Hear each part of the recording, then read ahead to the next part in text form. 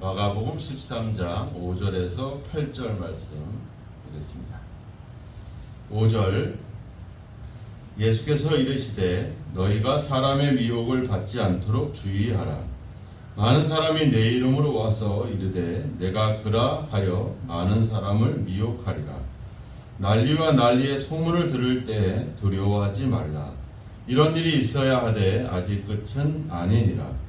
민족이 민족을 나라가 나라를 대적하여 일어나겠고 곳곳에 지진이 있으며 기근이 있으리니 이는 재난의 시작이니라.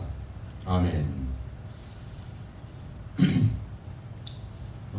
예수님께서 예루살렘 성전의 멸망을 예언을 하셨죠. 그러자 제자들이 언제 그런 일이 일어날 것입니까? 또 그런 일이 일어날 땐 어떤 징조가 있을 것입니까? 이렇게 질문을 합니다. 하나님은 예수님은 이 질문에 대해서 언제 이런 일이 일어날 것이다 이런 얘기들을 대답을 주지 않죠. 다만 뭐라고 얘기합니까? 주의해라, 주의해라. 그러니까 바로 어떤 답변을 하기보다는 바로 경고를 하죠. 경고를 하고 그들에게 어떤 깨어 있도록 각성하도록 그렇게 요청합니다. 그러니까 사람의 관심과 예수님의 어떤 초점이 다르죠. 사람의 관심은 주로 이제 약간 호기심에 빠져 있죠. 종말이 되면 어떤 일이 일어날까? 종말이 되면 과연 그 종말은 언제 올 것인가? 우리가 92년도인가요? 그 다미성교회가 이제 종말이 온다 그래가지고 막 하얀 옷을 입고 막 다 모든 거 팽개치고 모여서 그 난리를 쳤던 그런 일들. 그 이후에도 계속해서 종말에 대한 이야기를 하잖아요. 신천지도 예수 재림에 대한 이야기를 했다가 재림이 안 되니까 또 다른 어떤 핑계를 대기도 하고 이런 여러 가지 이단들이 그런 극단적인 그런 어떤 종말론을 가지고 사람들을 상당히 미혹하고 넘어뜨리는 일들이 일어나죠. 그래서 주님은 어떤 종말에 대해 일어날 어떤 그런 현상이라든지 그런 궁금한 것보다는 더 중요한 것은 우리가 깨어 있어야 된다, 깨어 있어야 된다. 그런 어떤 말씀을 위해서 제자들에게 주의해라, 주의해라. 뭐를 주의하라는 거예요? 사람의 미혹을 주의해라. 사람의 미혹을 주의하라. 미혹이라는 말은 헬라어 말은 길을 잃다, 방황하다, 이런 뜻을 갖고 있어요. 그러니까 폴라레네세라고 하는 헬라 말을 쓰는데 이 말은 이 진리에서 벗어나게 한다 이런 뜻입니다. 그러니까 돈을 요구하고 이런 건 둘째고 우리가 가야 될 생명의 길, 우리가 가야 될 구원의 길에서 그것을 벗어나게 만든다라고 하는 것이죠. 우리가 은혜로 구원을 받잖아요, 그죠? 우리가 뭔가 행위를 하지 않습니다. 우리가 구원받는 일에 우리가 어떤 행위를 하지 않아요. 하나님의 전적인 은혜로 구원을 받습니다. 그런데 우리가 행위를 하는 것은 뭐예요? 우리가 구원을 관계돼서 하는 게 아니라 구원받고 은혜 받은 자로서 감사해서 우리가 은혜를 받았는데 은혜 받은 사람이 솔직히 가만히 있습니까? 아니잖아요, 그죠? 받은 은혜를 어떻게 하면 조금이나마 갚을까 하는 그런 마음, 그런 어떤 감사의 마음으로 이제 하게 되는 거죠. 우리가 이렇게 기도하고 예배하고 헌금을 드리고 봉사를 하고 이게 구원받으려고 하는 게 아니라 이미 우리는 구원을 받았기 때문에 그 은혜에 감사해서 하는 거죠. 그래서 그 은혜에 감사하고 하면 할수록 하나님은 우리에게 더 큰 은혜와 사랑을 주시는 거죠. 왜? 우리도 그렇잖아요. 누가 일을 잘하면 그 일을 잘하는 사람한테 더 일을 하게 맡기잖아요, 그죠? 작은 일에 충성한 사람에게 큰 일도 자꾸 맡기는 겁니다. 처음부터 막 큰 일을 맡기거나 그러지 않죠. 우리가 이렇게 시에서 이제 지원받아서 이제 주차장도 새롭게 하잖아요. 이 사업이 잘 되면 또 지원을 하게 돼 있어요. 왜냐하면은 어떤 성과가 필요하기 때문에 보여지는 것들이 있어야 되기 때문에 당연히 잘하고 일을 잘하는 사람한테 뭔가를 자꾸 맡기기 마련이거든요. 이제 그런 어떤 차원들이 있는 거죠. 그러니까 우리가 주의해라, 사람의 미혹을 주의하라. 사람의 말로 인해서 우리가 쉽게 넘어지게 되잖아요. 넘어지고 상처받고 이러면서 우리는 자꾸 길을 벗어나게 된다라고 하는 거죠. 우리가 앞에 마가복음 8장에도 가보면 바리새인과 헤롯의 누룩을 삼가 주의해라, 이렇게 예수님이 한번 경고한 적이 있어요. 그러니까 그들이 갖고 있는 어떤 악한 그런 나쁜 성향이라든지 또 그들이 가지고 있는 어떤 악한 충동, 이런 것들을 주의해라, 이렇게 이야기하고 있는 것이죠. 그러니까 이 말은 결국 우리가 예수 믿는 사람들이 가장 삶에 있어서 가장 중요한 부분은 바로 그들의 미혹에 넘어지지 않게 깨어있는 것, 이것이 중요합니다. 겟세마네 동산에서도 예수님이 제자들에게 뭐래? 깨어있어 시험에 들지 않게 주의해라. 그러니까 이 시대에 우리가 그런 깨어있는 것이 중요한 것입니다. 그래서 로마서 12장 2절에도 나오잖아요. 이 세대를 본받지 말고 오직 마음을 새롭게 함으로 변화를 받아 하나님의 선하시고 기뻐하시고 온전한 뜻이 무엇인지를 분별해라. 이 분별하는 것이 중요한 겁니다. 이 분별한다는 것은 뭐예요? 다른 사람뿐만 아니라 우리 자신도 분별할 줄 알아야 되는 거죠. 저도 이렇게 설교를 하고 말씀을 전하지만 과연 내가 하는 설교와 말씀이 옳은가 옳지 않은가 하는 것들을 분별하고 조심하는 것이 필요하죠. 그러니까 다른 사람이 나를 미혹하고 넘어지게 하는 것도 조심해야 되겠지만 우리 스스로 갖고 있는 잘못된 생각들이 그런 나 자신과 타인을 넘어지게 할 수 있기 때문에 베드로가 이방인하고 식사를 하다가 유대인들을 보고서 그 자리를 피해서 도망을 갔잖아요. 그죠? 그런 행위들, 이게 다른 사람이 아니라 스스로부터 나오는 거거든요. 그러니까 우리가 갖고 있는 잘못된 생각이 나 자신과 다른 사람들을 넘어질 수 있게, 미혹할 수 있기 때문에 우리는 다른 사람뿐만 아니라 우리 스스로도 참 조심해야 된다, 이런 얘기를 하고 있는 겁니다. 사람들이 우리를 미혹하는 그 미혹의 내용이 뭐냐면 6절에 나와 있죠. 내 이름으로 와서 이르되 내가 그라, 내가 그 사람이다. 뭐예요? 내가 예수다, 이런 거죠. 내가 메시아다, 내가 그리스도다, 이런 사람들이 있다라고 하는 겁니다.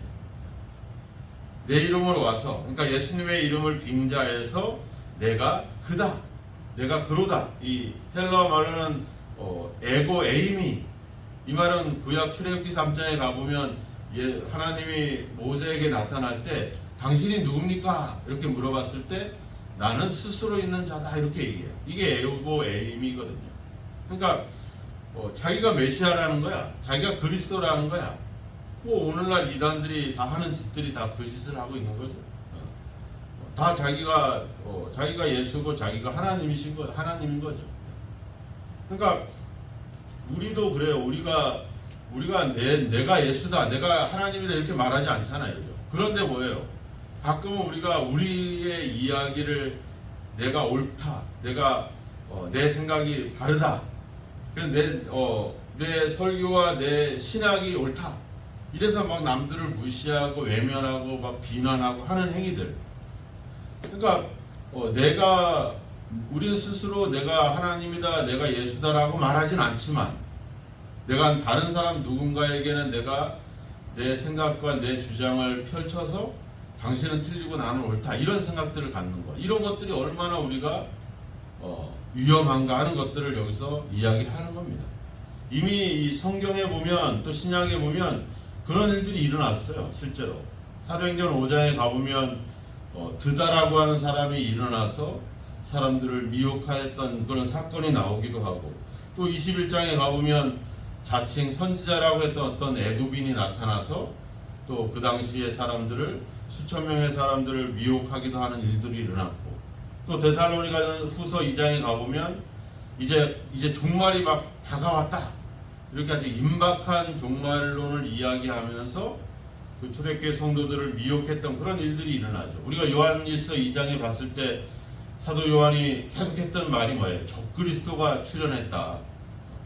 그러니까 지금이 아니라 이미 예수님 당시에도 마치 자기가 메시아이고 그런 것이냐.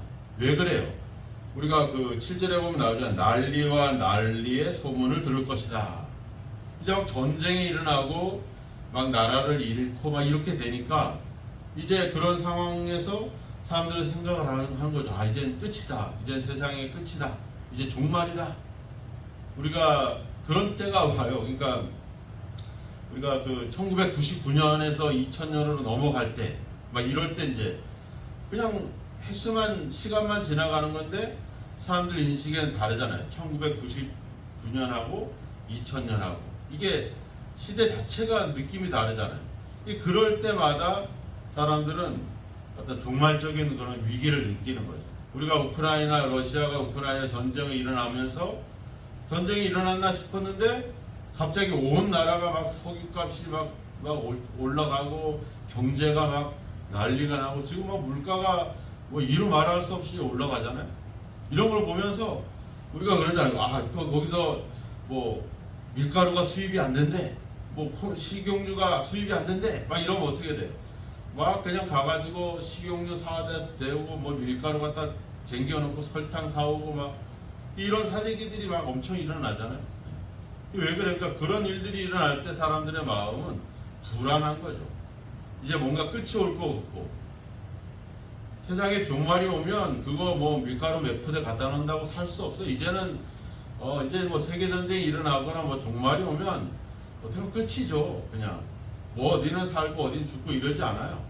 우리가 뭐 러시아가 우크라이나를 침략하면서 뭐 민간인들을 죽였다. 아니 뭐 전쟁이 일어나는데 뭐 군인들끼리만 싸워요? 뭐 군인만 그 나라 사람이 아니잖아요. 그죠? 다 죽는 겁니다. 다. 이제는 뭐 물건 하나 챙겨놨다고 살 수가 없어. 근데 사람들은 이제 그런 일들이 일어나면 그래서 17절에 나오죠. 두려워하지 말아라. 두려워하지 말아라. 이 말은 동요하지 마라 이런 거죠.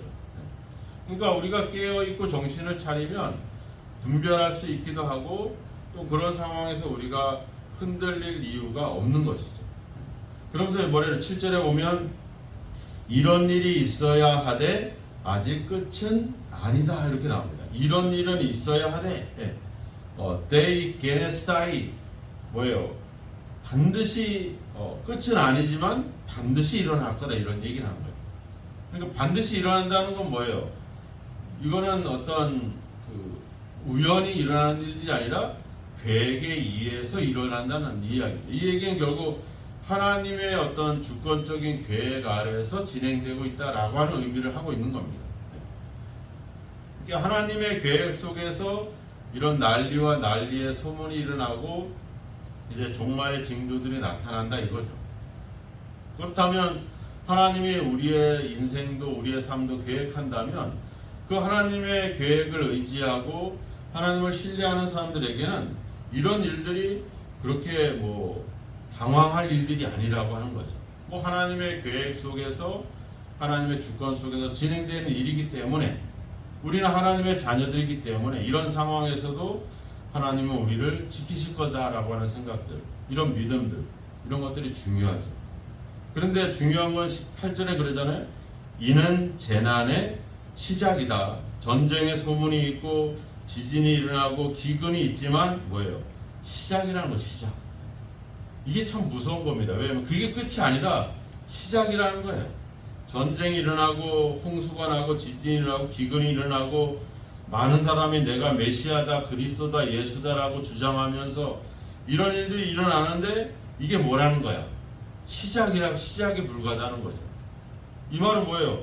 그럼 그 뒤에 따라오는 거는 지금 얘기하는 이 시작과는 비교가 안 되겠죠. 그러니까 뭐예요? 그게 끝이니까 그냥 기다려라 이게 아니라 뭐예요? 시작이니까 너희들은 뭐 하라는 거예요? 이제 정신을 차리고 이제 준비하라는 거죠. 말하자면 이제 시작이니까 이제 더 일어날 일들을 너희들이 생각하고 이것을 참아내라 이런 얘기를 지금 하고 있는 겁니다. 그래서 여기서 재난의 시작이다. 이 재난이라고 하는 말은 오딘이라고 합니다. 오딘은 우리나라 말로는 산고를 겪다 이런 뜻이에요. 그러니까 우리가 아이를 낳기 전에 먼저 산통을 하잖아요. 그죠? 그 이야기를 하는 겁니다. 그 예비적인 어떤 고통을 이야기하는 거죠. 근데 그때 우리가 해야 될 일은 뭐겠어요? 뭐 우리 남자들이야 아이를 낳아보지 못해서 모르지만 그 산고, 그거를 제일 중요한 건 참아내야 되잖아요. 그죠?